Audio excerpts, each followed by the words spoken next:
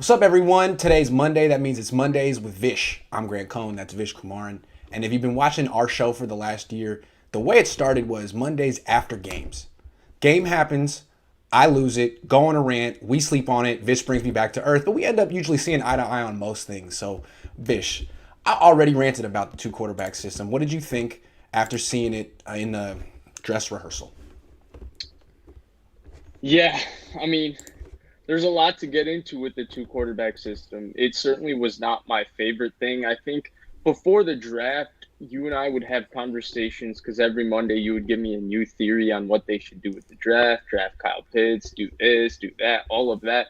And the one thing I've been very consistent about throughout this process is whoever's drafted at three, whether it was Fields, whether it was Lance, I did not want to see them used in this Taysom Hill role. Yeah. To me, if you want that element, you want to add the quarterback in the run game, all of those things. If you're talking from a total schematic perspective, let's forget development, all of that. Just that angle, you can get an athlete to play quarterback in the fifth round, in the Thank you. sixth round. I mean, Jamie Newman. Lamar, right? Jamie Newman would fit that mold. I Yeah. mean, Lamar Jackson's backup, the guy from Penn State, Trace McSorley. McSorley. He Perfect. would be that type of guy. Yep. I mean, Michael Robinson, all those years ago from Penn State, if you remember, he was a college quarterback. They made him a fullback, but he could be a Taysom Hill. Kellen I mean, Mond. Tim Tebow, Kellen Mond, maybe you develop as a quarterback, but Yeah. sure, that type of aspect. So Yeah. I was never a fan of trading that much up to go to number three to get one of these supremely gifted quarterbacks who are quarterbacks first,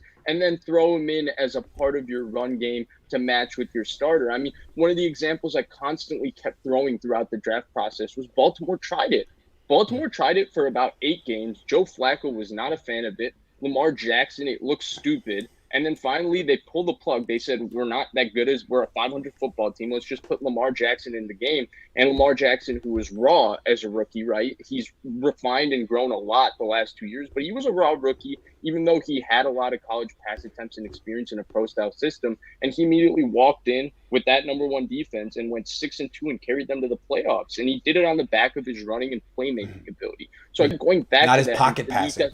Yes. right. These guys are so gifted and all of that. I don't want to see this two quarterback system. And frankly, I go back to the old John Madden adage, if you have two quarterbacks, you have none. And Thank you. I personally subscribe to that. I don't get it. I know a lot of people were a fan of how it looked versus the Raiders. Now let's pump the brakes a little bit. The 49ers were clearly prepared and had practiced some element of this switching and swapping, and the Raiders are playing their second and third string defense, and they have no clue what's going to happen. So I think we should pump the brakes based on how it looked against the Raiders. Sure, could this be revolutionary? Could this be something special? Could this be the new wave in the NFL? Definitely possible.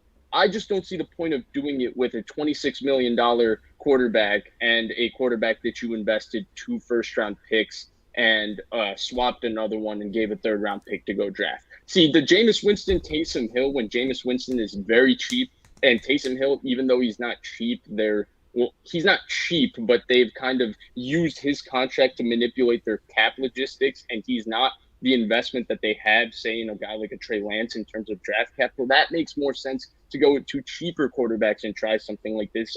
I'm not a fan of it. Yeah. I think the Niners have done a poor job of explaining why they're doing this. Like, if they had said this on draft night, like, our plan is we're going to play both quarterbacks, people would have been like, what? What are you talking about? They weren't talking like this until maybe 3 weeks ago. This just seemed like a new plan. And Kyle hasn't really said why, other than I asked Mike McDaniel, and he basically said, we have two starting quarterbacks. See, I think I disagree with that. I feel like when you do this, you have no starting quarterbacks. And I feel like they feel they have no quarterback. It's not what I think. They don't think Jimmy's a starting quarterback. That's why they traded up to number 3. Yeah. I mean, they told us they don't think he's a starter. And they don't think Trey's a starting quarterback right now because he's not starting. So what they're saying is, it's the best we can do right now. We have to do this. And maybe it is the best they can do right now. But I guess if we had known this in April, we'd been like, oh no. Oh no. So maybe it could work out, as you said. It could be revolutionary. It could be really great. But this is never the plan. Oh, absolutely not. I mean, anybody who tells you, "Oh, it was It's Lance a and good Garoppolo problem the to whole have. way," if they told you that and they said, I mean, I heard someone say that nobody understood the nuances of football and this was going to be Lance and Garoppolo the whole way. I mean, are you kidding me? Do you understand the nuances of football? What team trades up Right. that many assets to go draft a quarterback in the top five to run a two quarterback system? Honestly, honest to God, Grant, and I respect all of you guys as reporters and stuff. If you knew this in April, it would be your job to just rip into Kyle Shanahan. Of course. And if this were going on another team, Niner fans would look at them and be like, look at that team. It's ridiculous what's happening over here.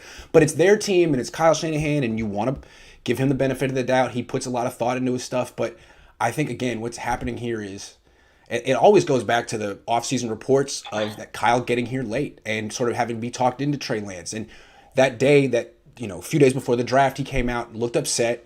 It seemed like that was the day they made their decision, and he kept saying he needed a starting quarterback. Well, what he's saying is Jimmy isn't one, and right now Trey isn't one yet. So I don't I know. mean, yeah, I mean, there's aspects of it. I've only been able to see, to my eyes, 20 snaps of Jimmy Garoppolo. Right, The Chargers game that's true. was wildly erratic. The Chiefs game was Much, three yeah, throws. He looked solid, and I thought more or less he looked good yesterday. yes, he He did. looked fine. The run for the The touchdown was touchdown, nice.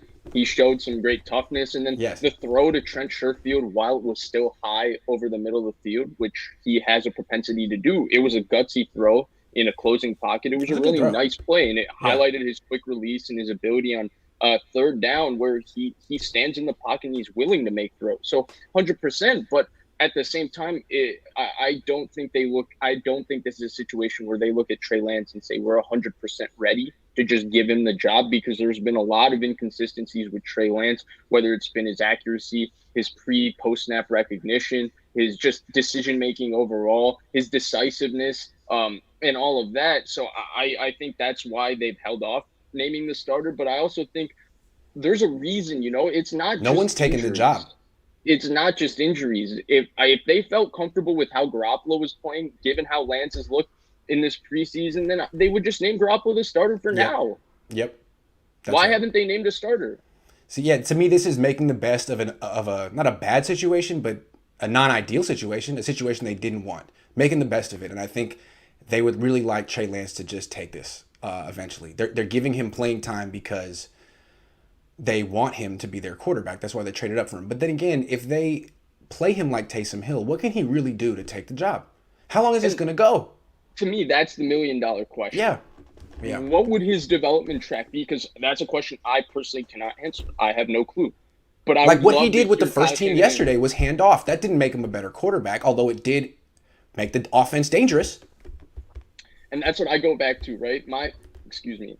Uh, Sorry, I felt like I had to sneeze, but the reason I kept going back to this idea that I was enamored with Trey Lance starting is, one, I just think in the modern NFL, given how the game is good for quarterbacks. I mean, Hmm. Albert Breer posted this on Twitter a couple weeks ago, or not a couple weeks ago, less than a week ago. He said since 2008, when Joe Flacco and Matt Ryan started, and both were widely successful as rookies and their teams were successful, only two quarterbacks have sat the entire year. One of them is, or one of them is Patrick Mahomes, who everybody points to, and because Patrick Mahomes sat, every quarterback who sits will be successful. You know who the other one is, Grant? Who? It's Jake Locker. And was Jake Wow. Locker successful? So only two guys have sat, right? And how many Right. quarterbacks have gone in the first round? It feels like we get three or four every single season that go in the first round. So that's why, one, I was enamored with the idea of starting the rookie. And then the other aspect was, I just feel like, look, the inconsistencies, and I don't want to sound like I'm ripping on Jimmy, because I do think Jimmy's a solid starter and I do think he's a good player. But the inconsistencies I've seen with Lance over the last three games, especially the two I've watched on film in preseason, are things I've seen consistently with Jimmy Garoppolo.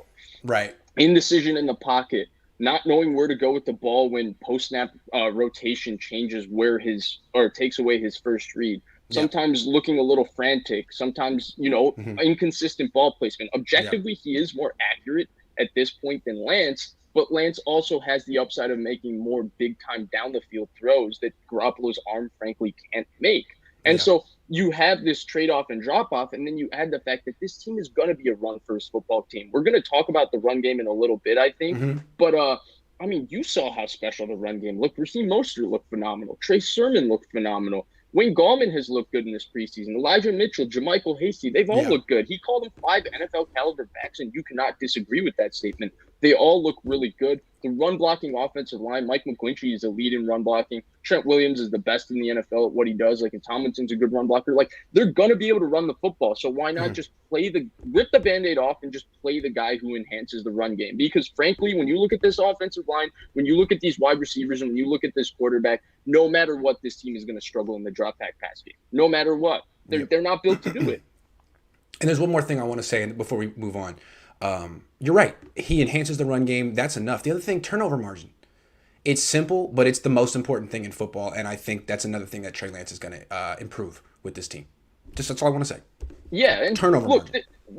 This team, really, the reality of this team is it has to be a run-the-ball, play defense football team. And if you're going to be a run-the-ball, play defense football team, you better win the turnover margin. Right. And I would rather have a playmaker at quarterback than a mistake-prone, turnover-prone pocket passer. That's just me on that kind of team. Well, on any team. Okay, let's talk about. Let's take some questions. Jonathan says 2-quarterback system is garbage. Defenses when Jimmy is in blitz, his happy feet will throw it. The feet will throw the interception. I like that.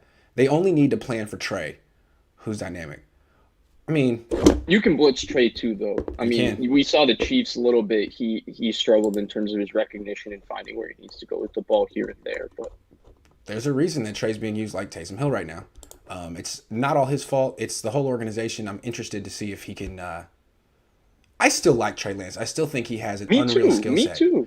But it's not just up to him. It's the whole environment. I want to see what happens. The unfortunate thing for Trey Lance is that he was drafted to a team that has so many expectations this year in terms of their winning.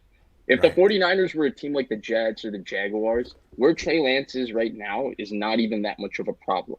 Because everyone compares him to Josh Allen. Josh Allen got to go to a new team and learn on the job, and Lance isn't getting that opportunity. Right. Yeah. Even though the Bills made the playoffs the year before, shockingly, that first year with Sean McDermott, and lost one of the worst playoff football games I've ever seen versus the Jaguars, just a defensive battle with Tyrod Taylor.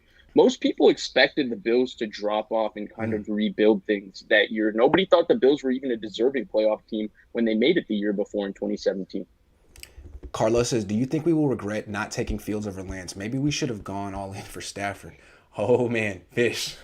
Look, I wanted Fields over Lance, and going all in on Stafford, that's what I was here for since a year and a half ago. That's what I was in for. But look, I don't think you can say that right now. Lance has been positive in a lot of areas. He's shown a lot of potential. He's been exactly as advertised in a lot of ways. I would love to see him in a offensive scheme where they game plan the run game fully with him and they use him in play action. Every time I've seen him in play action, I thought he's looked good. That's what I wanted to say. It's like, dude, you drafted him because of play action, in my opinion. Because, I mean, zone read, Justin Fields can do that too. You took him over Justin Fields because of this under center play action stuff. And in preseason, he's in the gun, spread offense, like 3 wide receivers. It's like, whoa. That's what Justin Fields does. So I guess they're working on his weaknesses and stuff. But when they get to the play action rollout game, I'm expecting him to show why he was taken and why the Niners wanted him over Fields.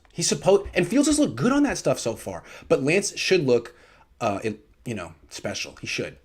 Yeah, and the big thing is no matter what, I mean, I think Fields will always have the advantage because his play calling is so poor. You'll just feel like the quarterback is making more plays. But as long as Lance executes with his upper echelon athleticism and his bazooka for an arm, it could still look really good. Yeah.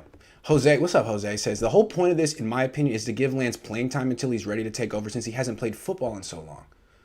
That's interesting. I hadn't thought of that. Just get him on the field and get him a feel the speed of the game, even if he's hitting off. To me, that kind of makes sense, but they're also trying to win a football game. They're not trying to just drop him back or get him more reps, right? They're going to run plays that are designed mostly for his strengths. And you're not – I feel like with all of those, you might just not get enough in terms of helping him out. Personally, that's my take. Yeah. Michael says, I think the 2-quarterback system is a way to keep Trey into the flow of the game, so when bad Jimmy shows up, he's easier to pull and Trey won't be coming in cold. Maybe. Maybe. maybe. I just don't think this is a long-term But plan or I solution. just I just see those type of things, and I just think if you're so scared of bad Jimmy showing up, then just start Trey Lance. Daniel says, with all due respect, stop shoving Lance in before he's ready. Plan was Lance 2022 and beyond.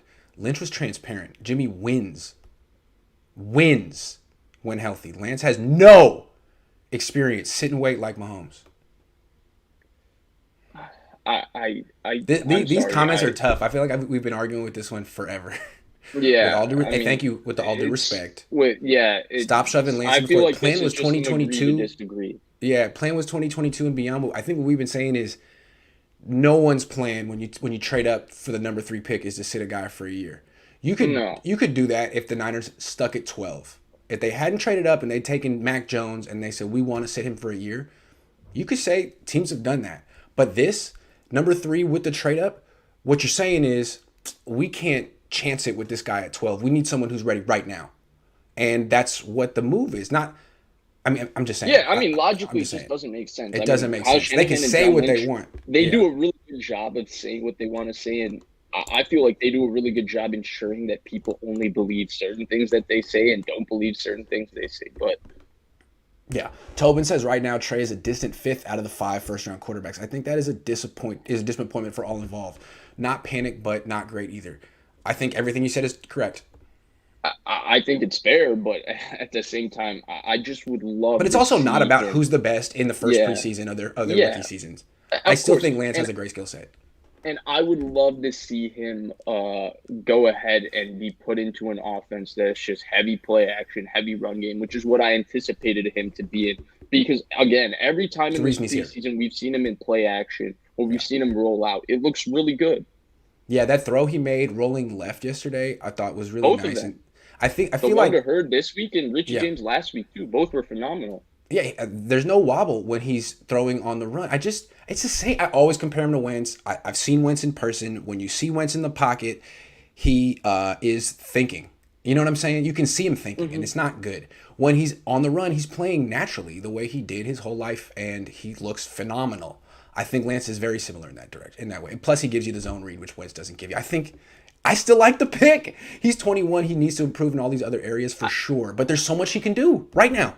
I mean, we are a training camp and a preseason into Yeah. these guys' career. We have zero clue. Let's just wait Yeah. for a little bit. Yeah, Gold Blooded says running 2 quarterbacks just tells us Trey is good enough to play alongside Jimmy. Then why keep the multi-million-dollar quarterback who's just as good? Time to move on. I know, man. I think it's fair that it's perplexing. They haven't really Look, done a great job explaining it, and there are these yeah. theories that Kyle wanted Mac, and it's a whole mystery over here. Look, Who's this guy? logically to me, I'm right there with you. A Yeah. lot of what the 49ers have done with their handling of the quarterback situation has not made sense to me. Mhm. And I'm a 49ers fan, so I'm biased. So I'm going to be right there with the rest of you saying, oh, Kyle has a plan, Kyle has all of this. But I'm just saying, if the Chicago Bears were Right. doing this same exact thing, you bet I would be ripping Matt Nagy a new one because this just doesn't make sense. Let me just ask you. This is a theory. I haven't been in the locker room, but if the locker room was overwhelmingly Team Jimmy, wanting Jimmy to start, would that explain this?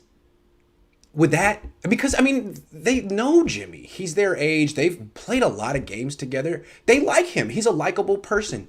It might, maybe if that's the case, would that explain this? Do you think? I just find that one. I mean, I buy that to an I extent, asked but Kyle I've yesterday, and he was never. like, Yeah, I heard that question. "Yeah." He was like, "I hope that better they would trust me. support Yeah. whatever." I don't know. When I hear George This Kittle talk about him, and he always says he's 21, I'm like, I don't know. Like you're such good friends with Jimmy, and you were such good friends with CJ and Trent Taylor. Like it's a very cliquey team at times. I don't know. I don't know. He's a rookie. Yeah. I actually do Very cliquey sometimes team. get that vibe. Yeah. Like the guys that go to Cabo with Kyle Yeah. Shanahan, the Kittles, Trey the hasn't Juszczyk, been to the Cabo McGlincheys, yet, man. those There are might be some hazing that they do in Cabo. I'm just kidding. I'm just kidding. But I'm just saying. I think that might be a complicating factor. No, but I do feel like there's certain unassuming players, and I always bring up Jimmy Ward that just don't get enough attention because the guys that get attention are Kittle, Juszczyk, McGlinchey, those guys who kind of hang around together and Yeah. Yep. Yep. particularly on the offense. Sean S says it feels like Kyle is playing Build-A-Bear with the two quarterback system, taking what he likes from each quarterback. I like that visual. Did you see that what Leo Luna did, the face thing? Yeah, Where I that saw that. was I saw that. That was terrifying. funny. Yeah, Yeah. I just can't believe you can't just bring in a guy like. I guess they could have done this last year too. Had CJ come in for the deep balls because Nick Mullins can't throw the deep ball in, and have Nick situational. Mullins come in. Yeah. Why not? I guess it just maybe they would if they could go back. B Don J70 says this might be a reach, but when Jimmy scored that TD, everyone was celebrating and was happy for him. But when Lance scored, it was just high fives. Holy reach. Hey Holy man, I feel reach. you though. I feel you. I do think that a lot of these people on the offense love Jimmy, and it's not that. I mean, I think they would play for Trey, but I feel like they feel he's been wronged. I mean, they've said it on the record for years. I think it's a lot of people are pulling for Jimmy just for the human aspect of it. In my opinion, it's a good story. It was a good run. I don't know. He felt it was a reach though. Derek says we all knew they needed time. Trey needed time. Don't trip. Kyle rolling him out through the first few weeks. They will show us all by week 18. Best believe that. I guess what we're saying is if it was that clear that the dude needed time, then he's really not what you would call a number 3 pick. It's just not. And I mean, we've subscribed to that as well. I mean, I kept saying that the way they've handled this entire Lance thing, it is a bit of a PR thing Yeah, by keeping Jimmy and saying Jimmy's the starter. The problem I have is they haven't even definitively named Jimmy the starter. that's true. Because Jimmy's thrown a million picks in That camp. right, I that's just my feel like, question. of course, this guy's going to improve over the next few years, or can, or should, like Josh Allen did. But I still think he does enough good things now that he hasn't really been allowed to show in preseason that he can be quote unquote ready. I believe that Yeah, too, but my thing is if he's not ready, and there's been a lot of concerning things in his first three preseason games. There's also been a lot of promising things. But let's say you just decide he's not ready. Why not just definitively name Garoppolo the starter and go into week 1? right. That's That's right. my question. Yes, right. Because Jimmy Garoppolo has questions too. Like you say, Lance is making rookie mistakes. So does Jimmy. Jimmy misses high over the middle. Jimmy throws wobblers that are soft, and the defense can catch them. I mean, they have issues. I'm going back to what I said. They don't have a starting quarterback right now, or they don't think they do. They don't think they do. That's the problem. It's like if they had Drew Brees, right? I mean, they would just say he's the starting quarterback. But the fact that that's what I'm like. Let's see what Am Todd says. Let's not push the narrative that Niners drafting Trey 3 was a lock to start week 1. Jed, Kyle, and John said Trey would need to be very impressive. Them splitting reps shows how ahead of schedule he is. Yeah, if they had Drew Brees, then that's great. Hold Trey to a really high standard and don't let him in until he's a hell of a quarterback. You don't have Drew Brees. You don't have Alex Smith. You got Jimmy Garoppolo, the guy who makes rookie mistakes too and can't move. Well, that's the PR game they were playing the whole time. But again, Yeah, I keep going back to this. They traded a month before the draft. You don't do that if if you you're like your very quarterback. happy with your incumbent starter. No, no. No, if they wanted to hedge their bets at quarterback, take Mac Jones at 12 or take Kellen Mond in round 3. But they didn't do that. They're like, and Kyle even said it, I need a starter. I need a starter, which means I don't have one. I don't have one. I know I've won with Jimmy, but he's a backup. He can't stay healthy. He's not. That's what he said. That's what he implied. Okay, well, you traded up for a guy who's not ready. So you're going into a season that's year 5 and you want to make the playoffs, need to make the playoffs, and you're using a 2 quarterback system. Hey, you could do it. You could pull it off. See, Lance being not ready is totally fine. I don't think Brandon or I have any issues with that. That's fine. Even if he was drafted at 3, everybody develops at different tracks. I mean, we'll see how his career plays out, but he's looked promising even though there's a lot of raw aspects of his game. The thing is that they haven't really committed to Jimmy either, and they're Yeah. going with this 2 quarterback system, which is just weird. Yeah, I just keep saying, like, if they had a better quarterback than Jimmy, I understand taking the long road with Trey. But Jimmy is the same guy that you didn't want, the same guy that compelled you to make this drastic move up. So just go with the young guy who makes mistakes, not the old guy who makes Or mistakes. just go with Jimmy, but Or just you're go with going Jimmy. with both of them. Or just go with Jimmy. That's fair. That's fair. Patrick says, Vish, do you honestly think the Niners have something with Trey? Yeah, I do. I still do. I still do. I think he's got a lot of the Brett Favre physical skill set with the mind to match it. I think he theoretically could be excellent, but we'll see if he gets there. It's a hard game. He's He's got a shown a really lot. strong arm. Yeah. He's shown a lot in the short time he's played. He's also shown a lot of things that to me, as someone who wasn't as high as him on him before the draft, that those are the things that concerned me. The nice thing is his career is not defined by his first training camp or his first 3 preseason games, and he's shown enough, and you know who their coach is, where you should be pretty excited to me about what he could be, especially the next 2-3 years on the road. I definitely think they have something. One glaring detail in Lance's game that Jimmy never does when it comes to ball security, he throws the ball away when nothing is there. From Lance. Yeah, I do like that. Yeah. From France. Oh, from France. Lance in France. We got Lance fans in France. France. Live from, I'm sorry, I got to do that better. Michael says Jimmy won games, past tense, not much recently. I like the all caps. That's always favorite. But yeah, I'm with you on that. I mean, 5-4 in his last 9. I mean, I feel like Jared Goff was this winner, and then all of a sudden he wasn't. I mean, how do we know Jimmy's not there? If he hadn't got hurt, we may know more. The quarterback doesn't win games. The quarterback doesn't win games. There's been a lot of games where the quarterback here with Jimmy, in terms of Jimmy, and again, he's won games too. It's not like winning games, like being a part of a winning organization, all compliments to him. But he's also played poorly in games that the 49ers were winning because their defense was dominating last in 2019 and stuff. And I think that always has to be kept in perspective so that you have an understanding of how good the quarterback is. And Jimmy's a solid starting quarterback. Nobody would argue otherwise. He is a solid starting quarterback. Maybe Grant would, but I think Kyle would. But yeah.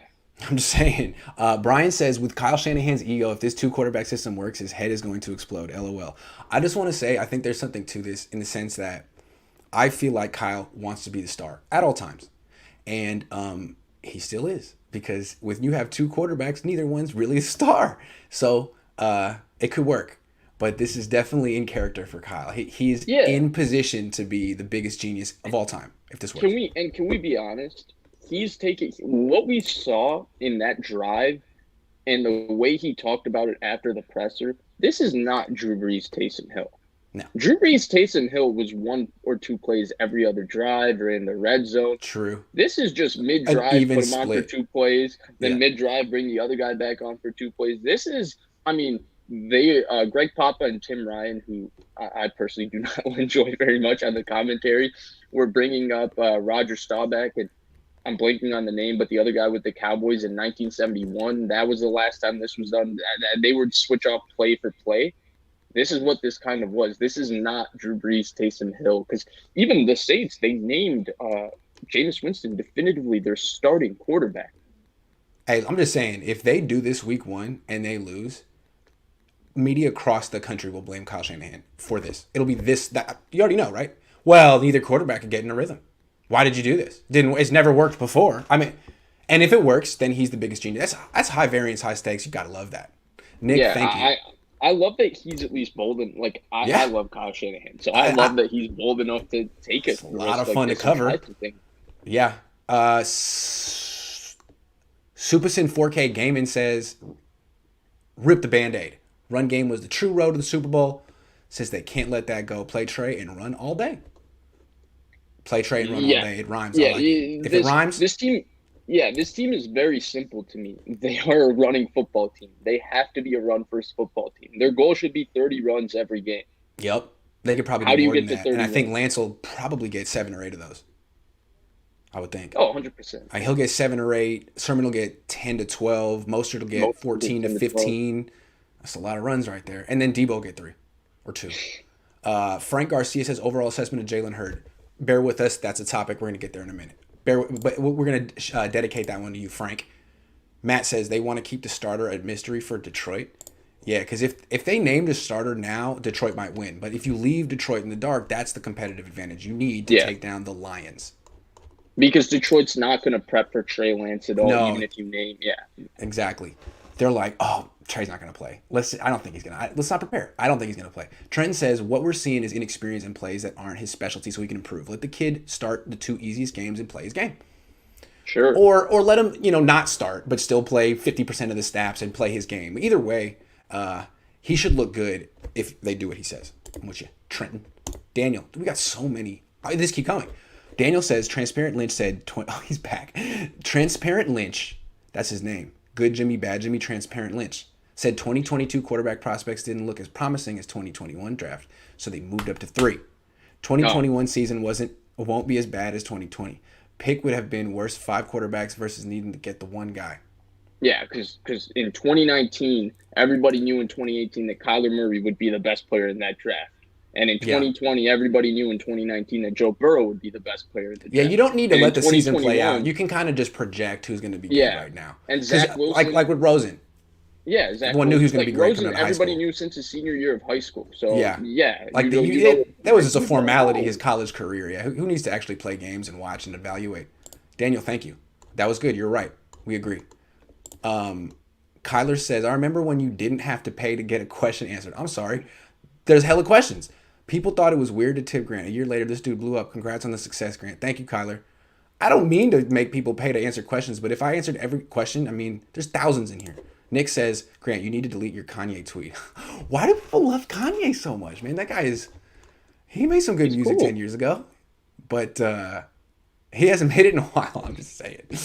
Kanye stans are kind of like Jimmy stans, except Kanye used to be great. That's all I'm saying. Is there any stands that you don't compare to Jimmy stands? That's true. I just tried the fact that Jimmy has stands. I invented that. But the fact that Jimmy has stands always is kind of amazing to me. Like, anyway, Jonathan says, well, that's the issue. That's the issue to me. You trade up to 3 for a quarterback who still needs mechanic work? Doesn't make sense. You gave up a lot for a guy who needs work.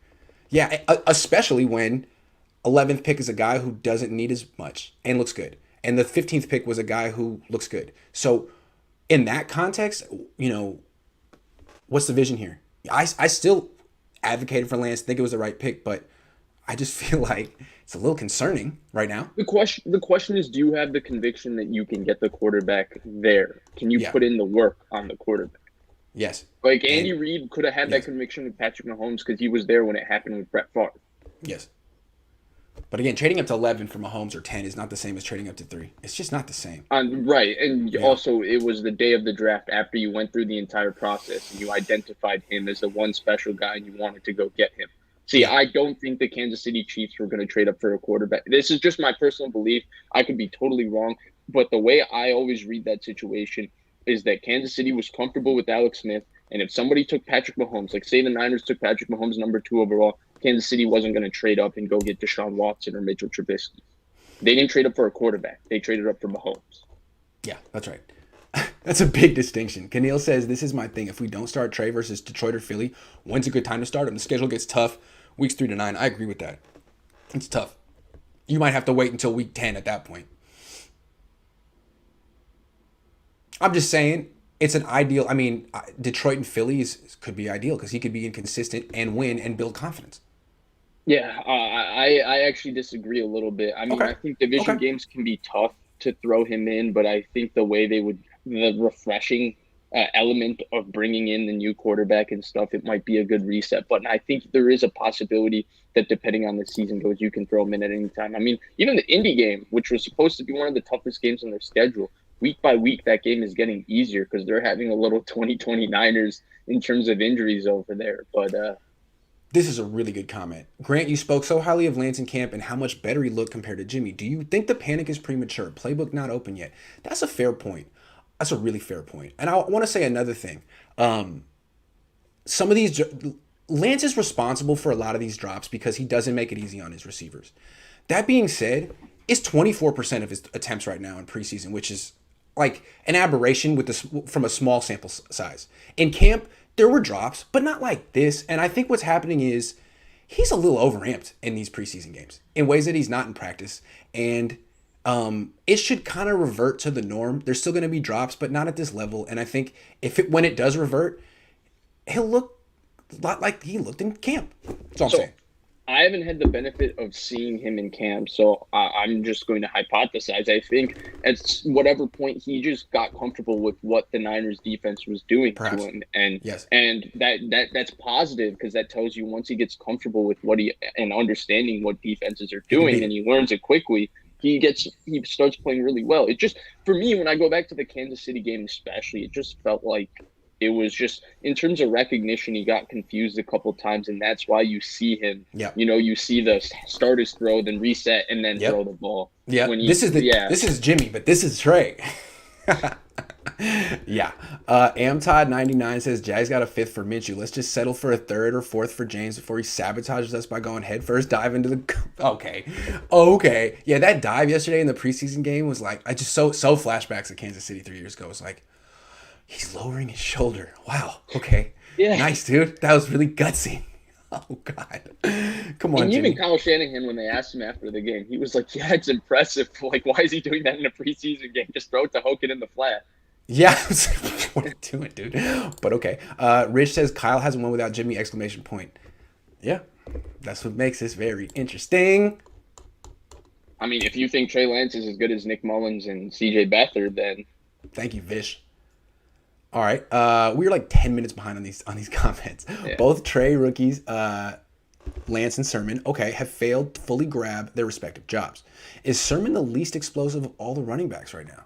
We're going to talk about the running backs, but real quick, you like Sermon a lot. I was impressed by him in this game. What have you seen from him? Real quick. I don't understand this. Sure, he's not as fast as Elijah Mitchell or Raheem Mostert or Jermichael Hasty, but he's the best in tight spaces. He turns a lot of negative runs into positive runs. He runs the lowest out of all of them. He runs the best behind his pads. There's a lot to like about Trey Sermon. He's just a different style running back from the rest of the guys they have, and that's a good thing because to me, the Trey Sermon I saw is the kind of running back that you can close out football games with. Yeah, the way the Patriots could close out games with the LeGarrette Blount. It's a great to point. Me, he's better than LeGarrette Blount. Or Leonard Fournette down in Tampa. Bell. Yeah, I mean, a lot of people kind of sneer at Leonard Fournette because he doesn't average a lot of yards per carry, but he was terrific closing out a Super Bowl. So that's what you're talking about. Yeah. And playoff Lenny was real. And if you remember his rookie season, that Buffalo offense was terrible. It did not have a great offensive line, and playoff Lenny showed up. Thank you for becoming a YouTube member. Greg says this could be a dream of Kyle since RG3 and Kirk. Cause what do you think? Saying that he drafted the two. That's interesting. And maybe this was the plan back then. Interesting. Like, okay, I have to draft RG3 because the owner said. Maybe kind of similar to here. But I also, my vision is to do a 2-quarterback system at some point. Maybe. I don't know. We'll ask him. He might even, I don't know if he would say. He might. Trey doesn't seem to be embraced by his teammates. A lot of people seem to be saying this, man. I don't know. I can't say. I'm not in the locker room. If I were in the locker room, I could tell you better. But I'm not going to be allowed. No one's allowed this year. Something to watch for, though. I guess, hey, this is what happens. Kyle, when you create this 2-quarterback system, people are going to read into everything all year. And we profit, Vish and I. So I just don't know how you profit, but we do. So thank you again. I mean, hey, it could be really good. It could be the new thing in the NFL. It could. Frank Hanna, honestly, odds are that Jimmy gets injured. Yeah. I hope not, but that's what we need. 2 quarterbacks. Jimmy's fragility, not ability. You don't playing him less. Playing simultaneously. Playing him less. I guess he's still gonna play. He's still gonna get hit. Kashik says top 5 preseason rookie quarterbacks from 2018: Darnold, Baker, Rosen, Allen, Lamar. Lance was never going to look great in the preseason, and I think that's a fair thing to say. And maybe we're overanalyzing the preseason. Maybe we do that every year. I brought up Darnold. I remember I was talking about Zach Wilson on my show, and we were talking about how people were talking about Zach Wilson in practice. And everybody who knows, I do not like Sam Darnold. I'm not a big fan of Sam Darnold. I did not like Sam Darnold before his draft. And I remember saying, do you remember how hyped up Sam Darnold was? It wasn't really the preseason. It was the camp itself. They were calling him the savior. The New York Post were calling him the greatest thing since sliced bread, all of that. And I was like, you remember that, and look at how Darnold's career turned out. Don't overreact to a couple of negative headlines about Zach Wilson. And to me, he was the best quarterback in this preseason in terms of all the rookies. So, yeah. Jeremy Price says, smokescreen. Jimmy will play over 70% of the snaps. Jimmy is the guy. Did you see that TD run? 70%? I saw Lance's TD run, too. So what do you think the percentage breakdown will be week 1? That's a hard question. Yes. I have no clue. I know, right? He literally said, I don't even plan that thing. I just go by feel, and I kind of have a good idea. Thanks, Kyle. Where I just... Yeah, I don't even know. Yeah. Oh, did I play both quarterback? I didn't even notice that I played both quarterback. I was just calling plays, and I love Kyle. He just plays dumb 100% of the time with that look on his face, like I don't have to tell you. I like that. I would do that too if I were you sometime. Not all the time though. Thank you for becoming the new member. I appreciate that. Last one, and then we're gonna get back to our show. Do you think Kyle has a play call in mind first before switching the quarterback, or the other way around? That's a good question for him. He might answer that. Like, I mean, he won't tell you. It was literally asked, like, what is your science beyond? He's like, I don't have one. I don't even think about that. I just do it on field. Yeah, I just do it on field. Yeah, thanks, Kyle. I wonder if Mike McDaniel would answer the question, or if he would just avoid it. Vincent, thank you. Okay, back to our topic. All right, the running game. That's my analysis. The running game. It looks really good. What do you think? It looks awesome. Yeah. It looks awesome. Raheem Mostert looks bigger. Raheem Mostert looks stronger. Raheem Mostert looks every bit as explosive still. I think Trey Sermon looks really good. Boom. Jermichael Hasty looked good. Yeah. I mean, to be fair, Richardson, number 54, whoever he is, has zero chance on that play. You need a real starting linebacker to be able to go make that tackle on Raheem Mostert in the open field. He's just too fast. It's just no chance. But the run game looks terrific. All the offensive line looks good in the run game. Trent Williams looks like Trent Williams. McGlinchey looks good. He looks every bit as good a mover, even with the extra weight. Alex Mack looked good. This run game, we've talked about it all off season, and we really only talked about it from the Trey Lance angle. Trey Lance or not, they're going to be able to run the football successfully. And I think that's important because, again, I keep going back to it. This team is not built to do drop back. I got an opportunity to go on with John Chapman maybe like 3 months ago after they drafted Trey Lance, beginning of the offseason. He asked me, what's your biggest concern with the 49ers? I said the drop back pass game. This team is not built to drop back in the pass game. The quarterbacks aren't built to drop back in the pass game. The receivers aren't really built to play that style, especially when you go down the list of who their number 3, their number 4, number 5 receiver is. Their offensive line is not built to consistently pass protect in the drop back pass game. This team has to be a run the ball first and then play action. And the run game right now looks terrific, where if the defense is what we think the defense will be, they should be able to get to that 30-run mark that they set in a lot of different games they've talked about. And if they're able to run the football, they'll have a lot of success next year or this year.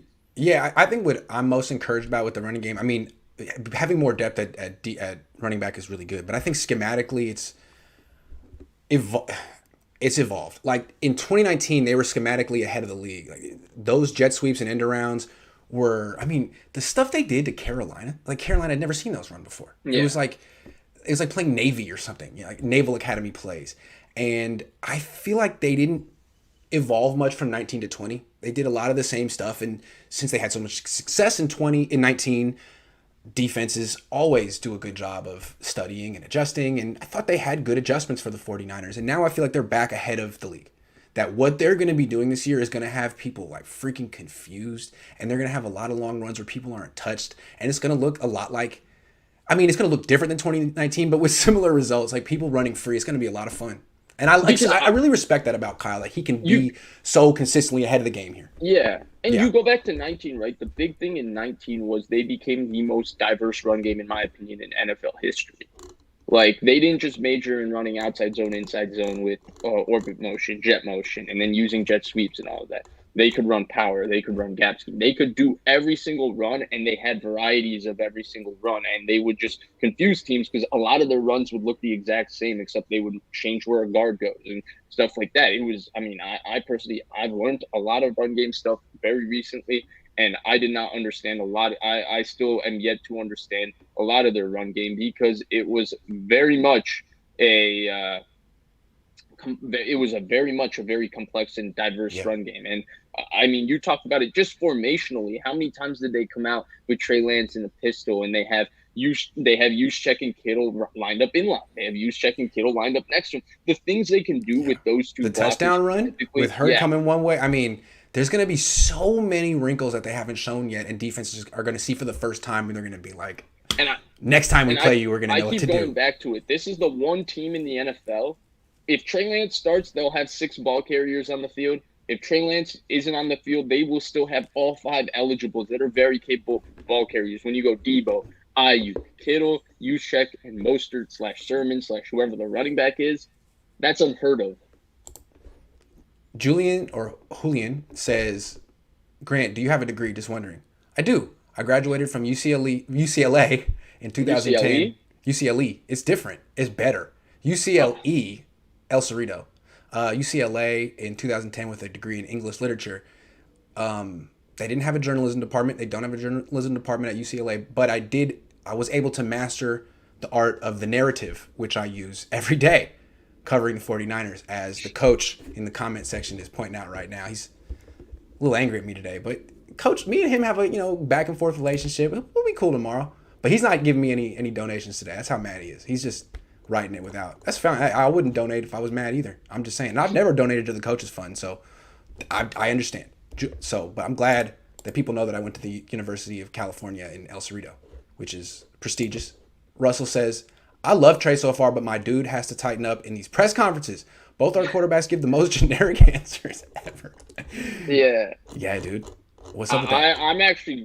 I'm always very taken and impressed with his maturity at the press conferences. And I've always been a big Jimmy Garoppolo fan in the press conferences. I can't wait to hear about how the Lions defense, they're fast. They fly around. They got a good group over there. I can't wait for that. They mix it up. They give you a little bit of everything. Thanks, man. Okay. PTC says Trent Sherfield reminds me of AB with his body movements and attributes. I feel we have something great here. You think he'll start at some point? I understand the comparison, but that's lofty. He looks like AB. He does. He doesn't play like AB. He does. He has AB's number. No, he doesn't. He doesn't even have you know who else looks like AB? Go watch Greg Ward Jr. his first 2 years. True. He used to mimic the hell out of Pittsburgh and Antonio Brown. And look where Greg Ward Jr. is. But no, I do think they have something with Trent Sherfield. He looks awesome. Okay, let's move on. This is an interesting topic. The wobble. This is the most scrutinized wobble in the NFL right now. It's Trey Lance's wobble, and it's there. Sometimes it's hard to see because he throws the ball so hard, but when you slow down his passes, you can see like a definite, at least one wobble when it's on the way. And it's making a difficult pass more difficult to catch. What are your thoughts on the wobble? Is this, I mean, you're not a wobble expert, of course, but no, how concerned are you about the wobble? Honestly, I'm not sure. I've been trying to ask around to people that know a bit more about this thing. Is this a mechanical issue first? Is this fixed? Honestly, I didn't see this on tape. There wasn't much tape to watch. It was like 10 minutes. Yeah. Third, does this affect how his receivers, the catchability of his ball? Because I think this is literally one of the most interesting things. Because, you would think it's very standard for an NFL quarterback to just, you think they all throw spirals. I mean, Jimmy Garoppolo, for the most part, does throw spirals. He's a consistent spinner of the ball. For whatever reason, his ball is always never a spiral. And some of them are just slightly wobbly, and then some of them are spinning all kinds of different ways. And it's weird because they do get to the receiver, and they're accurate, but they're like really hard to catch, as hard as possible. There was one to Jalen Hurd last game that was kind of floated up, and it went over number 26, the corner, right, and Jalen Hurd dropped it. He should have caught that ball. And then they show the replay, and you're wondering why Jalen Hurd couldn't catch the ball, and the ball is kind of spinning weird sideways. There was one to River Craycraft in the first Kansas City game that always stands out to me because it's a flat line throw, and I'm confused how a ball spinning like that goes in a flat line. It's really weird. I would love to know powering more. It. It's like defying the laws of physics with his velocity. It's very strange. I think it's another question for Kyle Shanahan, and you'd be like, it's not a question for Trey because he won't answer it. Sorry, Trey. Sorry, Trey. He won't. It may be a question for a Debo or an Ayuk or a George Kittle. Does it?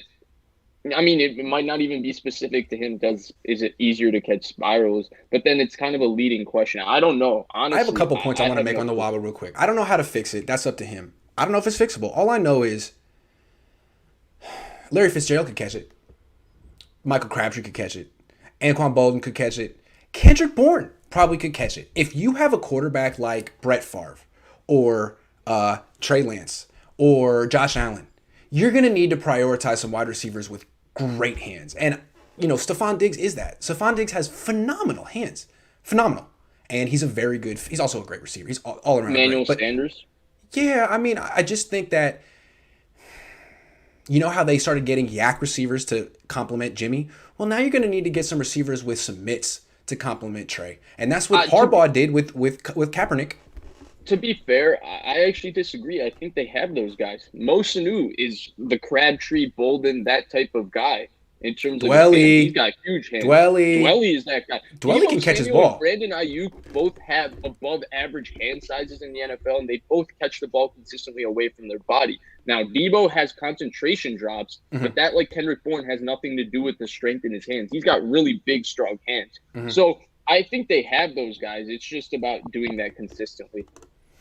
And also, like, most of these drops have come from backups, like Jawan Jennings or Travis Benjamin. Or, yeah, I mean, it'll be interesting to see what Kittle and Ayuk and Debo do when they're playing with Lance consistently. I imagine they're going to be able to adjust. They're all great athletes. I think this is going to be able to work. I'm just saying, the other thing I want to say about the wobble is, like, it's not good, and he needs to work on it and eliminate it. At the same time, I know it's hard. NFL wide receivers, catch it, dude. Yeah. Make the adjustment. I know it's hard. Make the twofold. adjustment. Yeah, it's twofold. It's like twofold. this could be a Lance specific problem that he might have to fix. I don't No doubt. know. But also, if the ball's in the vicinity and it is Make the catch. accurate, which a lot of these balls are accurate. Yeah. I mean, you can go back and at least give the receiver a benefit of the doubt. There's a couple I've gone back and said, the placement's off, and when the ball's coming at that speed, It's hard. It's really It's tough hard. to catch. Like the Debo, I think Baldy's breakdown thought.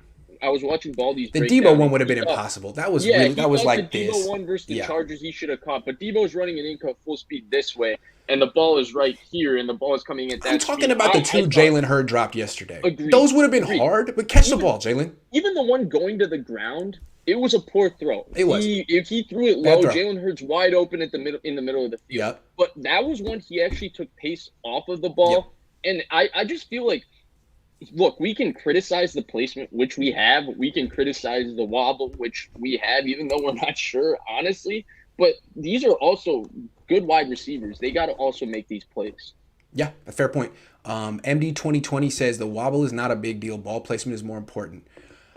I'm Ball not a placement isn't receiver. great, though. Yeah, I mean, maybe the receivers would say it is a big deal, but I still say, it's something, they all have something that they can work on. It's not just a Lance issue. It's not just a wide receiver issue. They got to work together on this because they're going to be playing together for a long time. And 100%. And Yeah. if we're talking about placement, placement was a Lance issue in college, and it's still a Lance issue right now. This guy says Craycraft wide receiver 1. He didn't pay. I just thought it needed to be said. It needed to be said. Will you follow him? Will he get the 7 catches? I hope so. All right, let's talk the safeties. It's a very interesting position. Usually people don't talk about it very much, but you've been keeping tabs on it since you interviewed Jaquiski Tartt one-on-one. Shout out that interview. That was the original. It was great. Anyway, Tartt's back. He seems very confident. Let's go through the safeties real quick. Jimmy's going to make the team. Tartt's going to make the team. What have you seen from Tartt? And then we'll go through a couple backups and what you've seen from them. Yeah, I mean, so Jimmy Ward, I haven't been able to see this preseason, but it looks like he's had a stellar camp. He's the same. Overall. Yeah. And he's been phenomenal in one-on-ones by all accounts, so he's been Jimmy Ward. Tartt, I can't imagine Tartt is actually fully healthy, honestly, at this moment, but I thought he looked pretty good. I thought he was throwing his body around. I thought he had good recognition of run versus pass. He did a good job in man coverage. He always takes sound angles to the football. He rarely misses tackles. He's always consistently in the right spot in coverage. And, I mean, I'm going to go back and watch the film, but to me, he looked like Jaquiski Tartt minus a little bit of explosion, which I'm assuming or hoping comes back over the next few weeks. The big kind of debate, and I had a lot of people in my mentions saying that Talanoa Hufanga should be the starting 49ers safety now, based on how he's looked in this preseason. And for sure, I've been impressed by Hufanga. Definitely for a 6th-round pick, he's ahead of where a lot of these where other safeties have been. He's made a couple flash plays, and then he has, I guess, a little bit of Troy Polamalu to him, so then everybody automatically goes there. But honestly, I wanted to put to rest. I think there's a few important details as to why Tartt should remain the starting safety if healthy. First of all, I haven't seen Hufanga do much more than just play single high. They won't put him in man-to-man coverage. Yeah, I have not seen him closer to the ball. I haven't seen him do much more. And then they had the one blitz where they took him out of single high and they blitzed him. It's important to note because the thing that makes Jimmy Ward and Jaquiski Tartt unique compared to other safeties in the NFL is they can play split safety, they can play quarter half, they can both play quarters, they both can play single high, they both can play man on a lot of different people, including tight ends, backs, all kinds of players around the backfield. They can play hook zone, they can play crow flat, they can play every single positional requirement for a safety at a very highly. They're so good in man-to-man coverage. They do one-on-ones with the corners. Both of them do. And they Tartt does both. Ward exclusively with corners. And they win. Oh, they win. Yes. Not all of the time, but enough that it's like it would almost be boring for them to go against the tight ends every day. Right. Other than Kittle. And it goes beyond that. They rarely ever take bad angles for the football. They rarely miss tackles. They're always scheme sound with their run fits, them in coverage, all of that. When you look at all of those are things I don't know how you could answer those questions with Hufanga. He's played single high in a vanilla defense in preseason games. And sure, he's instinctive and he's got a quick trigger, like two things to be excited about. I compared him a little bit to Chris Borland after the last preseason game where he's not this hyper athletic guy and you see athletic limitations with him. And I would love to see him against the starters to see if these limitations would get exposed. But he's just instinctive and around the football. And you do see that for sure. But I just think there's a risk because I've seen Tartt and Ward. They're able to do every single thing. And we didn't see a lot of things, I think, done by Talanoa Hufanga in this.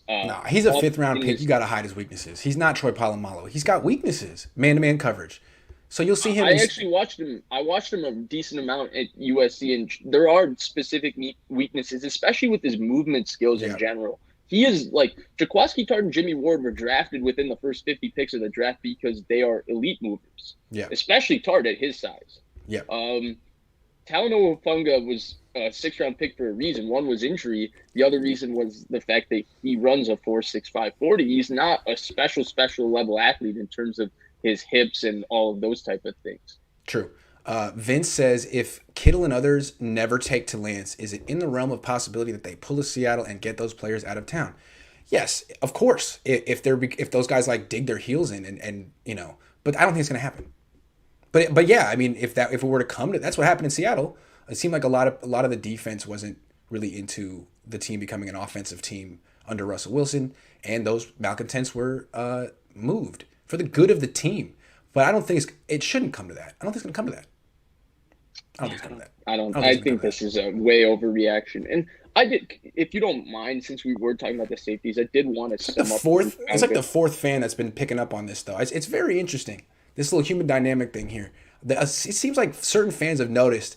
Maybe they're over empathizing with the 21-year-old that Trey's not getting the same dap and the same love.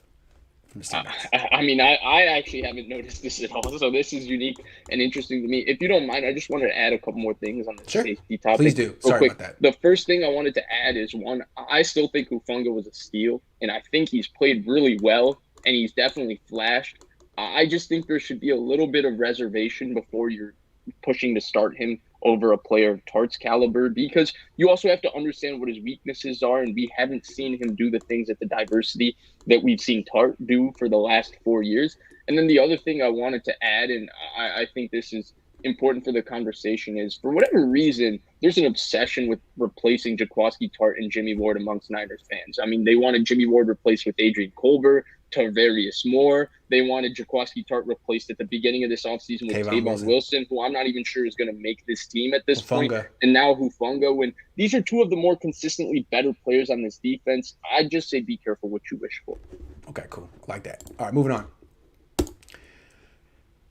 Should Jalen Hurd make this team?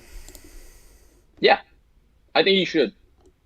I thought more or less he looked pretty good when I was able to watch the preseason. It'll be nice. Hopefully I get sent the All-22 again and I can watch him specifically. But I thought he looked, like Kyle Shanahan said, like one of their 6 best receivers. I've not been impressed with Travis Benjamin this entire offseason. The only reason I think he will make this team is because he's the only diverse skill set in this offense, I think they have a lot of same guys like Hurd, Sanu, Jennings are all kind of one tier, with Hurd being the 1+ skill set because he adds an element of after the catch ability. To me, Sherfield, Ayuk, Debo are all kind of similar type of receivers. Obviously, they're all a little bit different, but they're all kind of the same mold. To me, Benjamin is the one true, just pure speed guy that gets down the field. And so that's why I thought he would make this team, but I haven't seen a lot from him. Richie James, he's been inconsistent this preseason, and it seems that him and Lance just don't have chemistry for whatever reason. So, like, there's that, and now he's hurt. And then I know a lot of people are big Juwan Jennings fans. I personally am not the biggest Juwan Jennings fan. He has a great catch radius. He has great hands. He's decent after the catch, but I think there's just a lack of explosion and a lack of explosiveness with Juwan Jennings. And I would love to see him go against corners that are the elitist of the elite level athletes, which was what the number 3 or number 4 receiver on this team will be going up against. You have to play a Jalen Ramsey in this division. You have to play in the NFC. You have to play Jair Alexander. You have to play Murphy Bunting and Carlton Davis. And all of those guys run 4-3, and I feel like those guys wouldn't have that much trouble covering him because he is not explosive at all. And if you're not explosive, you're hoping you're a wily veteran. So I personally am not the biggest fan of Juwan Jennings, and I personally think Jalen Hurd, even after the injuries, looked like the more explosive athlete and looked like he had a little more juice in him in terms of his movement skills. Though I thought Jalen Hurd also looked slower. Well, Juwan Jennings was a 4.7, so yeah. But I just didn't think that Jalen Hurd looked that explosive. I thought his jet sweep looked I agree kind of with that. slow. Yeah. I was just getting there with Hurd. Yeah. He did not look like the same athlete I saw in Baylor or even that first preseason game. He That's definitely what looked bothered slower. me. Yeah. Even with that, though, I thought he looked like the more fluid athlete between. No, I agree. And I think what you're saying is he's definitely the number 6 receiver on this team. And I could get behind that. I guess all I would say is, do you have to keep 6 wide receivers? I mean, I don't think that much of Hurd. He hasn't shown that much. It's a run-first team that goes 2 wide receivers a lot of the time. I mean, Harbaugh used to keep 5 wide receivers for that reason. It seems like you could keep another running back. You could keep another defensive lineman. Do you have to keep 6 wide receivers? That's a great question, but he was a third-round pick, so I think he kind of gets that too. But, I mean, if you're asking which receivers I've seen that just deserve to make this team in general, to me, only 3 have shown like they're 100% going to be contributors to this team. Even Sanu, he got a lot of hype. Yeah. But, where have you been? I'm just saying, the top 3 guys, Sherfield's one of them, have looked good, but the other ones, yeah. I'm not look, hold on. Let me ask this before we move on. If they were to cut Hurd, would someone put him on their team? Has he, would someone pick him up? I don't think so because the injury risk. But see, the way I see it is, I don't think anybody's going to pick up Jennings. I don't think anybody's picking up Benjamin. I don't think anybody's picking up. So keep Hurd. 5 wide receivers. People will pick up Sanu. So keep 4 wide receivers. No, keep 5 wide receivers. If you think no one's going to pick up Hurd, cut him, put him on the practice squad. And if he doesn't want to be on the practice squad, maybe he doesn't want to be a football player. So I'm just saying, that should be the biggest consideration with this 53. If we cut him, will we lose him? No? Then cut him. I think the biggest question is, how confident are you that his health continues to get better and better as the season goes and he continues to get his legs under him? Because, again, even today, with all those injuries, when he's clearly not looked as explosive, he looks a much better mover than both Sanu and Juwan Jennings. Yeah. I would just say go with 5 wide receivers, but I'm old school like that. Double B Studio says, for the Niners Super Bowl this year, what is y'all's go-to food for Super Bowl? What? I don't know. I don't usually eat. I'm watching the game. Yeah. All I know is when I went to the Super Bowl in Miami, they had Tres Leches cake in the press box, and it was delicious, and I associate that with Super Bowl. So the Miami Super Bowl, right, 2019, we got a nice big deep dish pizza. The first half went well. I pick up the pizza in the second half. I eat a slice during the third quarter, but I'm barely eating, because I'm so focused. The fourth quarter, I mean, I usually down 3 slices of deep dish pizza. I eat a lot, but I couldn't even finish half of a second. I was so sick to my stomach with what happened in that fourth quarter. It was an awful day. Jeez. It was an awful day. Domain Threat says the biggest factor has always been the players on the team. If it was up to Kyle, he'd have made the switch already. Smart to wait and gauge the players. I think there's probably something to that. You don't want to make a move that's overwhelmingly unpopular. You kind of want Trey to take the job and make it easy on everyone, right? I would think. I'm not sure. That's interesting though. Yeah, I don't know either. I'm just guessing. Human dynamics. Jorge says we need to be honest here. The only two quarterback system that works is Grant and Vish. You're too kind. Thank you. Yeah. Appreciate it. I think Grant's the starter here, though. I'm the Taysom Hill. Okay, let's see what he's been. Coach been calling me a liar all day. Let's see what he's got. He gave me $20, so that's very nice. I appreciate it. You can call me a liar all you want if you give me $20. I'm good. Coach says Hurd has done a hell of a job getting his body back. He's done everything he's been asked to do, plus more. One team gives guys opportunities who work hard. Our team, reading is hard, gives guys opportunities who work hard. McKinnon, Ford, Trent Taylor, Blair. Hurd deserves a healthy shot. Good point. I'm with you, Coach. Good point. Fair. I mean, I guess let's put it this way. You spent a third-round pick on him. You waited around for 2 years. He finally looks healthy. It'd be kind of a strange time to give up, right? Mm-hmm. It's kind of like giving up on C.J. Beathard after 4 years and then watching him ball out with Jacksonville. Like, that hurts. I'm just saying. Grant. I always said that CJ was going to be good in year 5. I was like, wait until year 5. I'm surprised people aren't in your mentions. I mean, the entire dynamic of CJ not starting over Mullins, but then CJ being the reason that they're comfortable with him as the backup, so they trade Minshew to the Eagles, resulting in the cut of Mullins. Man, irony is interesting. Every time Nick Mullins throws a pick or gets cut, my mentions are it's just, oh, well, I'm not looking at my phone for the next 24 hours. Like, okay, poor guys, Larry. You got me. And poor Larry. Like, I'm not going to let you guys talk that way about Larry's grandson. I love Larry. Great guy. Larry, I miss you, man. Good luck to Nick. No one's talking. He got that elbow, man. That was rough. Double B Studio says Kyle's made a Jaeger robot from Pacific Rim. 2 good QBs make one great. What is going on? LOL, interesting. That was a good visual. We had the Build-A-Bear. We had this one. That was good. It's a lot of fun. See, Kyle, you've created a monster. Jeremy says, your take on Joe Staley saying Jimmy took us to the ship. It's what I'm saying about this locker room. That is a big feeling. And I think Kittle feels that way. McGlinchey feels that way. Juszczyk feels, I'm guessing, that Staley is sharing that feeling from the locker room. What do you think? You running out of time? I'm not. Because this is going to keep going forever, man. I swear. Darnay says Carolina would pick up Hurd. No, I'm good with time. I don't got class today, so yeah. Easy. Carolina would pick up Hurd. Matt Rule played for Matt Rule. Easy Tino says Kyle said no to Tom Brady. Right. That's all you need to know about our coach. Kyle's a loser and not a leader. Ooh. See, I can't say that directly because I cover the team and I don't want to alienate all the fans, but I respect how you said that in so few words. And thank you for the money. No, I mean that was a hard hitting comment. I'm not going to disagree at all. I'm not going to say you just wrote off Kyle hard there. I'm in the business of giving him another chance, and but yeah, dude, that was strong. I just gotta tip my cap. Like that, you came hard with that one. I like that. I like a strong take. Hasty or Goldman will make another 53 if cut. It's Gallman all the way. Gallman is the best pass protecting back on this team. See, to me, I would almost want to keep 5 running backs because they're all good. I mean, if you cut Gallman or Hasty, one of those two, you're cutting an NFL player to keep. I'm guaranteeing you're keeping someone that's just part of the Cabo crew. Like, can we cut a Cabo crew member? Who's the Cabo crew? Like Tom Compton. Oh, I think he's a guaranteed to get cut, right? Better. Or okay, like Colton McKivitz. Colton McKivitz has never done anything good at any point on this team. Charlie Warner, never done anything on this team. You know, can we talk about something with Colton McKivitz real quick? Yeah. They said that one of their plans was after drafting him for him to be competing for the left tackle job if they didn't trade for Trent Williams. Dude, he can't play. He can't play they right said that guard. aloud. Yeah, I don't know, man.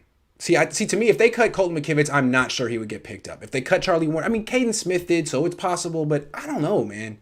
And I feel like Hasty would get picked up, although sometimes these running backs who play well in preseason aren't exactly taken seriously. Yeah, but even if Hasty's picked up, to me, everybody's acting like Hasty is Adrian Peterson, and you can't find another Hasty in the NFL. That's true. I mean, they actually had running back depth issues last year, and it wouldn't be bad for a run first team to have five starting running backs. And it seems I've never heard of a team keeping 5 tailbacks, but And at to be least Mitchell fair, can return kicks. Ricky Mostert has a history of getting banged up. True. Trey Sermon got banged up a little bit at Oklahoma. And I kind of like the idea of at least not having to worry about it, because Jerick McKinnon starting how many games last year was a problem. That was a problem. Yeah, no, it was a little bit. Yeah. Domain is back, says, wouldn't be surprised if Sherfield is our best wide receiver going forward. He looks explosive out of his cuts and has really good body control and hands. He looks like a grown man. He just looks like he's in the best shape of his life. And while he's probably not as gifted as the other guys, or Debo and Ayuk, they could probably learn something from his professionalism. Good, yeah. Is Larry Mullen still here? No. I think we're good. Okay, moving on. This is the last topic of the day, and it's an interesting one. Is it Kyle Shanahan's responsibility to pump up his quarterback's confidence? Or is it just his responsibility to give him the best players and system available? And is it the quarterback's responsibility to take care of the rest? I don't know the answer. Or do if only I knew the answer. Maybe I do. I personally don't think so. Oh. I think that it's an adult business. I think all these people are professionals and they're adults. I think at some point it's not your job to get confidence from another person. I think the confident people have to remain confident. I think Shanahan provides confidence. He gives you a very more than competent scheme that you can always have confidence that people will be schemed up open. He always provides quarterbacks with a run game and protects them using play action, so you can have confidence that you'll be protected. And then for the most part with the Niners quarterbacks, outside of really CJ Beathard that first year, he was probably thrown into maybe the worst situation you could be thrown into.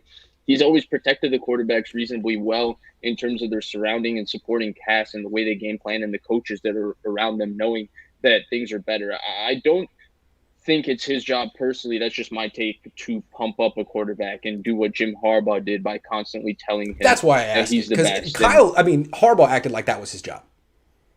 Right? Sorry. Yeah, no.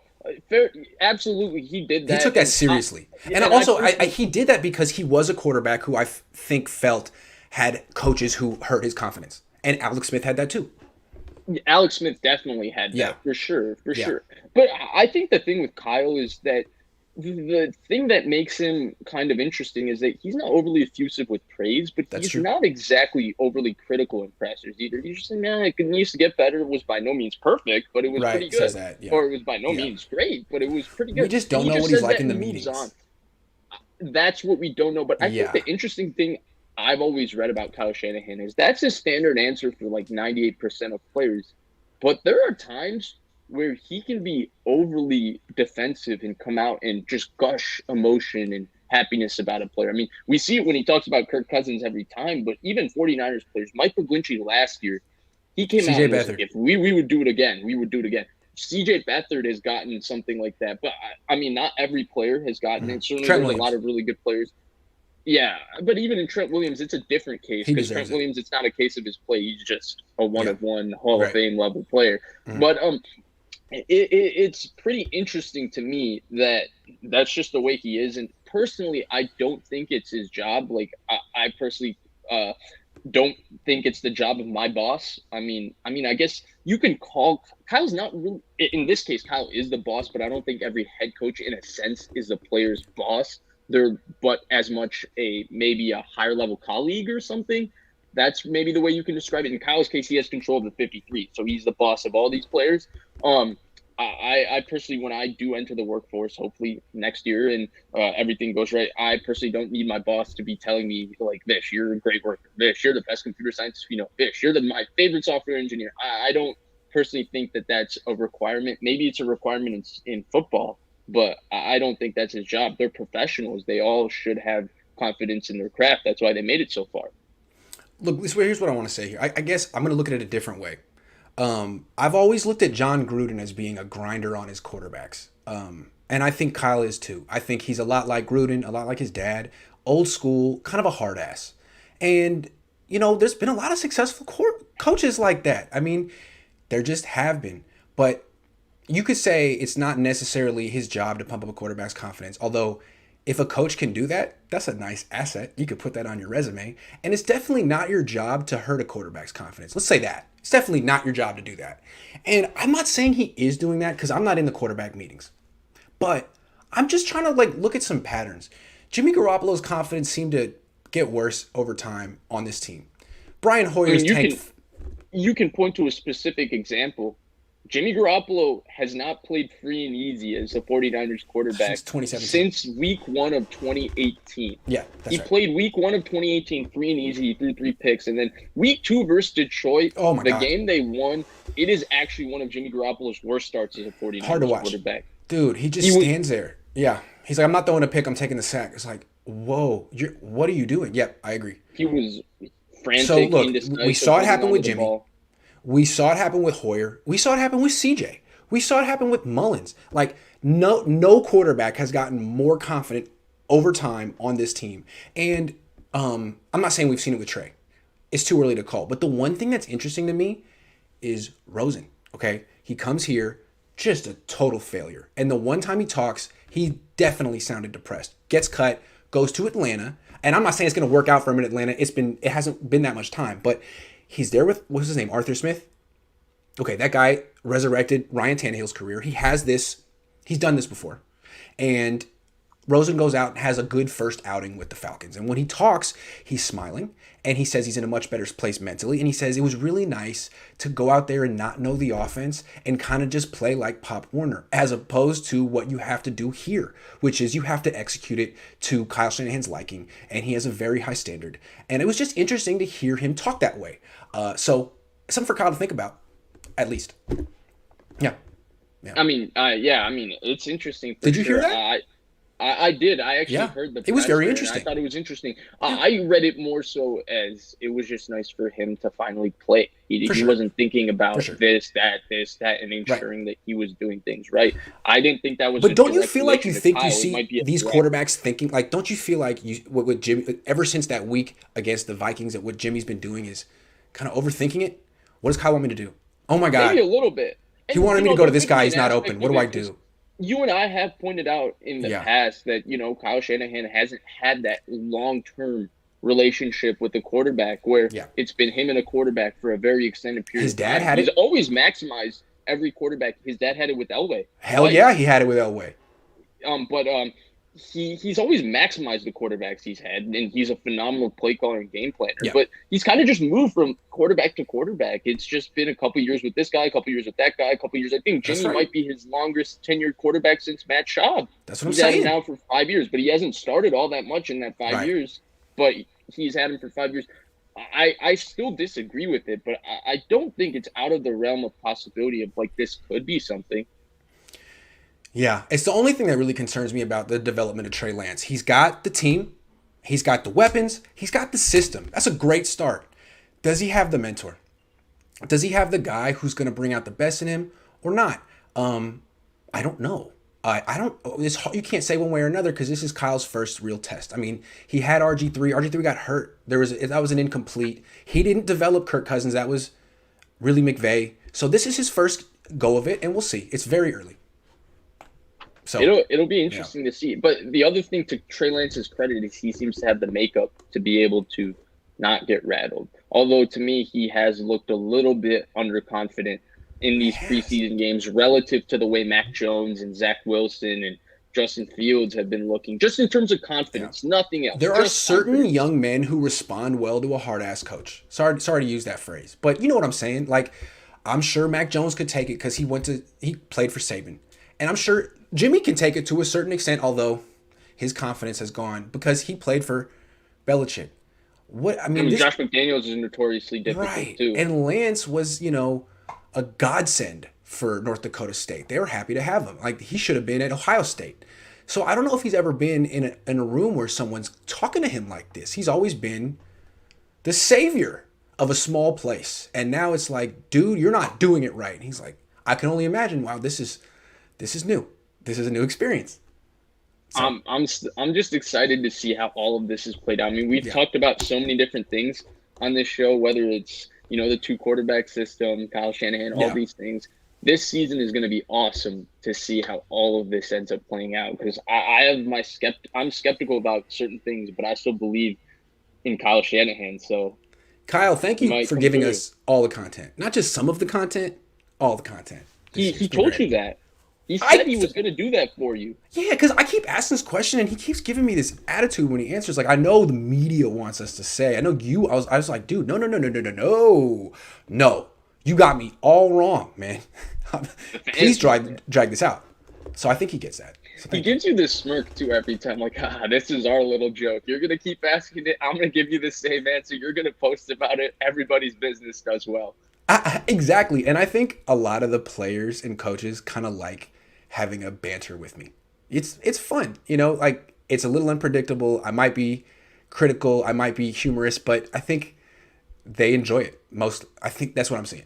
So not to toot my own horn, it just doesn't seem like they hate me as much as fans might think they do. I don't know. Not to bring up race. Oh, that's a great way to start a sentence. But why does it seem like only the all-star white players are taken up for Jimmy? Really haven't heard black players do the same. Oh, I can give you this reason. It's not really a race thing. It just so happens that all the 49ers prominent offensive players are white.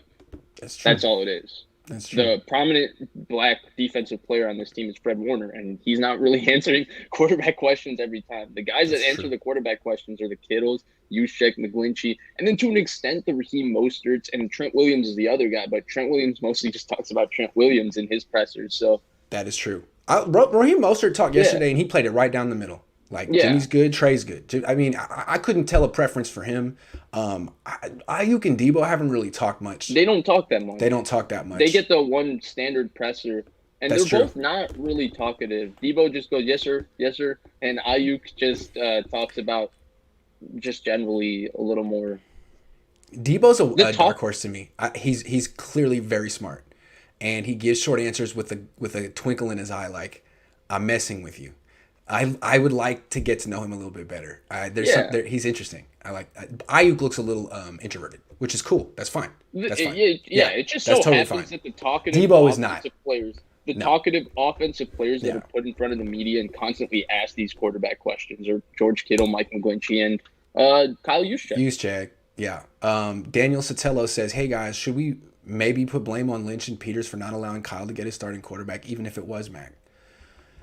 Was there's a lot of there's a lot of things we have to assume here, but all I'm saying is, Kyle, if you wanted Mac, the mistake you made was thinking you had to trade up for him. You could have had Mac at 12. I think if you had just stayed there and taken your quarterback, Niner fans would have been like, okay, that's fine, that's all right, that's okay. But trading up to 3 for Mac, everyone knew it was a mistake. He wasn't going to go that high. It would have. I mean, maybe he would end up being worth the number 3 pick. But at the time, everyone knew he wasn't going to go that high. Oh, Everyone. Trey Lance is saying Mac is not Kyle's QB. I'm What? Kyle's QB. Tell him, Trey Lance. Tell him, Trey. Look, he's right there. Coach says Kyle's best attribute, according to the players, is his honesty and transparency. Fairy tales and narratives is your job, Grant. Ooh, that was a shot. Fairy tales and narratives. See, he said honesty and Well, transparency in all caps. So I agree with you on honesty and transparency. Grant is asking the question whether the honesty and transparency is always a good thing with your quarterback. Right. That's the question he's asking. Agree. So like what he does is like, hey, he gets a question, what do you think of Trey Lance today? And he'll be like, honestly, I thought he reverted to some of the stuff that we've been talking about not doing anymore. Okay, you're right, Kyle. Was that the right thing to say though? He reverted. That's like if someone's like, "Hey, what do you think of Vish's performance on your show today?" Honestly, I think he kind of reverted. It wasn't his best show. He did this. It's like, okay, I can go take to it, sleep. Grant. I can go to sleep knowing that I was Opinion. right or whatever. But like I told it how it was. But I hurt Vish's confidence. I hurt my show. I hurt my own brand. Of course, you're the greatest, and I would never say that. But it's like the same kind of thing. It's like you don't need to be honest in that. I mean, I'm wrong. I mean, coach, maybe you have a different way of coaching your. I just feel like public like that. Like I'm sure the vibe I got from Harbaugh was I'll say what I need to say to these. I'll be honest to their faces in private, but in press conferences, all I'm going to say is he's our quarterback. I like him. End of story. End of story. And I think I understood why he did that. Coach, Trey Lance is going off right now. is he? Oh my bad. I'm going to catch up. Trent says, LOL, when are we going to see the plays Kyle was drawing up on the plane after the pro day? Week 1. We saw the one. I mean, the touchdown would have been one of them. Jeremy Price, you don't have to be a great leader to be a head coach, but you can get more out of your team when you have better leadership qualities.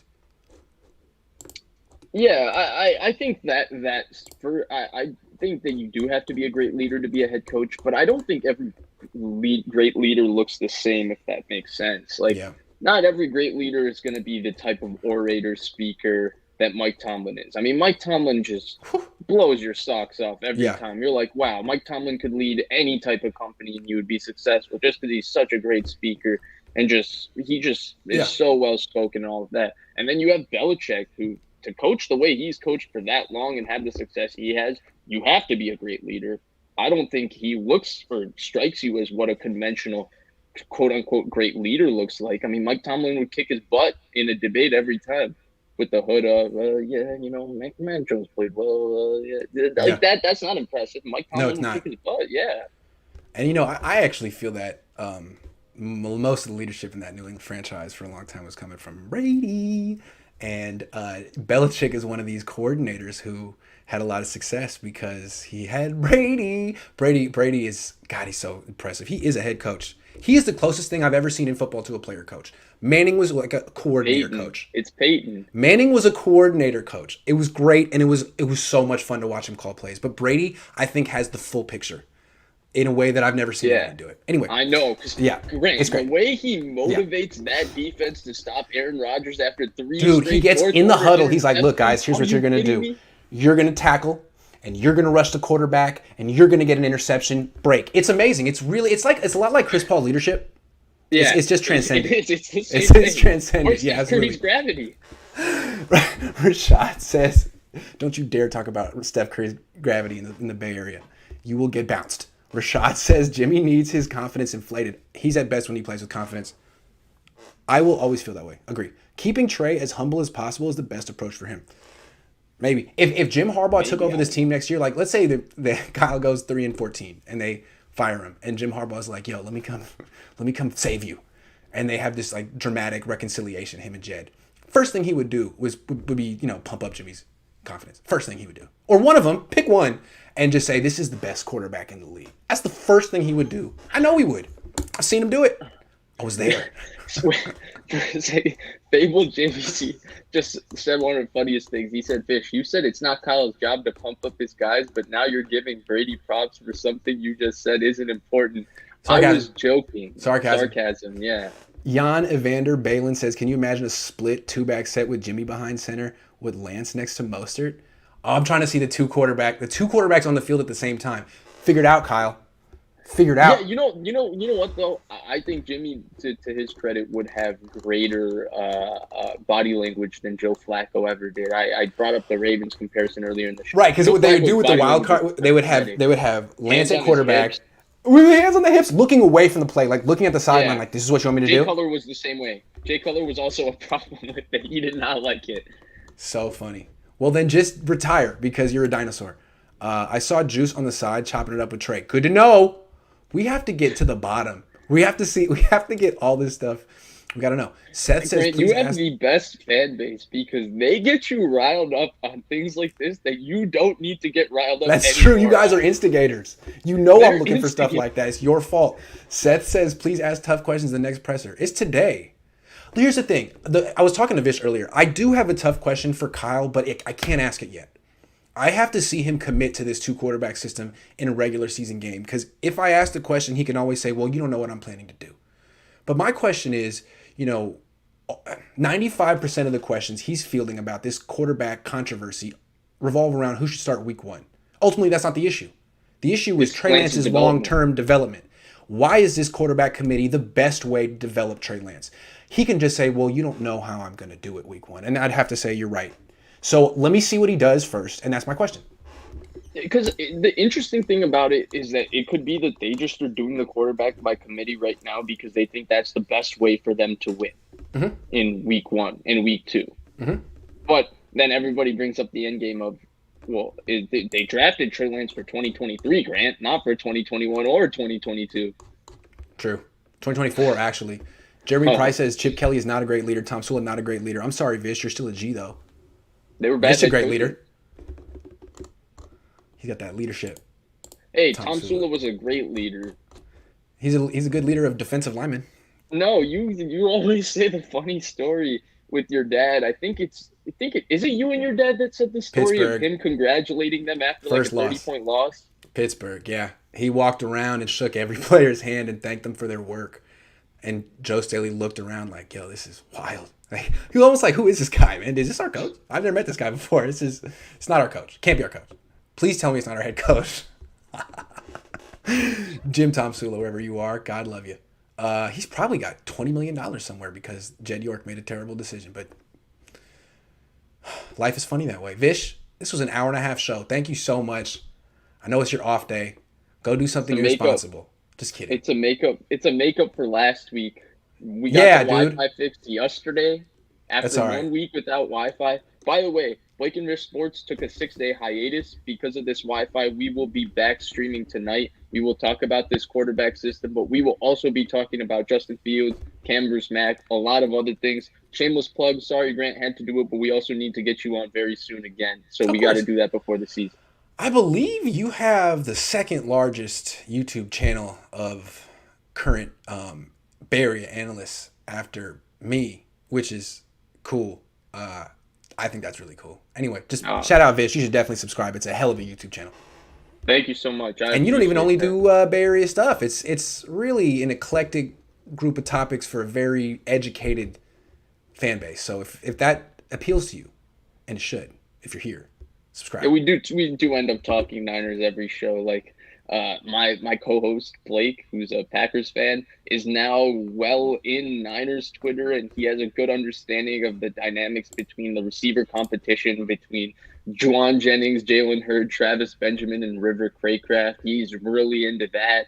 I mean, I'm playing, but he's gotten that deep into the Niners because of this. But yeah, that's right. All right, everyone. Thank you for watching. Not sure when I'll be back next. Could be today. I'll keep you on your toes. But the Niners going to make some cuts today. Shanahan talks in 4 hours, so stay tuned. Things could happen. We'll get some news. Find out if Jalen Hurd could stay healthy for a full week. We will find out today. Good to know. See you guys.